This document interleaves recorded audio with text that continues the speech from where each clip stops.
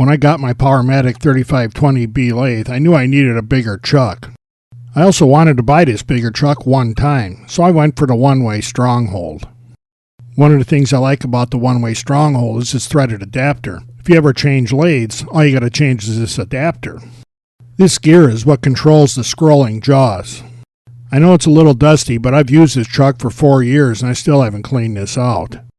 The wrench that engages this gear has a pin on the end that fits in a hole. That prevents misalignments or slipping off the gear.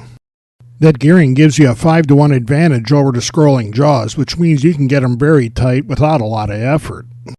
The inside of the jaws are designed to get a very good grip on round or square stock. The outside of the jaws all have this slight angle on it. That lets them get a very secure grip on a slightly dovetailed recess.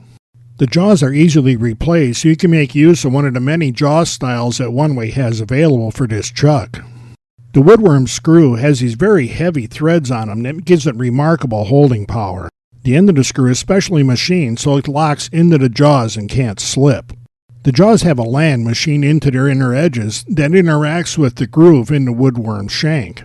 This shape lets the jaws engage it to prevent slipping. Tighten the jaws down on the woodworm and engage these features and it is locked in and can't slip.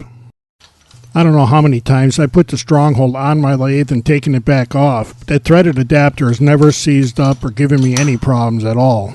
You don't have to do anything special with the Stronghold to get the grip that it's capable of developing. Just put the workpiece in, make sure the centers are aligned, and then tighten everything up. The design of the Stronghold jaws do all the magic on their own. One of the first things I noticed about the Stronghold is that it turns very true. There's just no vibration from the chuck itself, and it seems to soak up vibrations from the wood. The jaws themselves aren't very big, so if you pay attention and take normal precautions, you can work pretty close to this chuck. I really like a chuck that holds things securely and runs this smooth. That lets me focus on what I'm doing with my chisels and not what the chuck might be doing wrong. I didn't have a bowl blank on hand when I did this review, but I got another way to show you how this woodworm works. Besides, even big bowl blanks are kind of a no-brainer with this chuck. I found that using a locking pin to secure the spindle makes it easier to put things on the woodworm.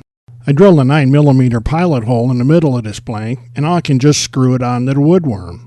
This blank is 18 inches in diameter and would have given me fits with any of my other chucks. We screw the blank down until it sits firmly against the front face of the jaws. You can see that I sort of missed the center on this blank, but that woodworm screw doesn't care.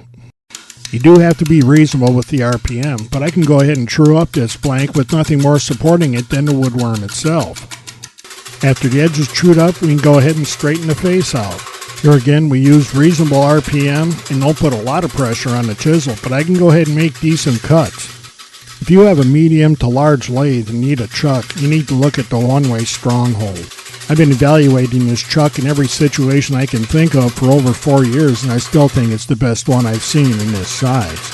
And the way Oneway builds things, I don't have to worry about ever having to buy another one, and that makes it a very good value.